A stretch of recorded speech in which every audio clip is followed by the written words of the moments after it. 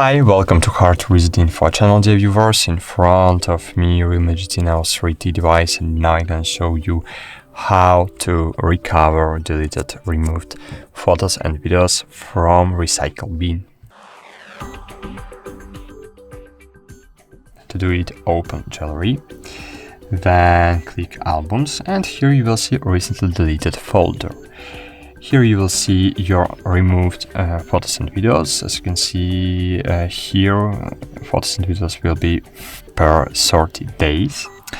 You can tap and hold on it, then click permanently delete, and great, as you can see, files was deleted. But if you want to recover it, you need to, for example, I will delete these images, and if you want to recover it, you need to click and hold on it and click restore, and as you can see, photo was successfully restored to my gallery.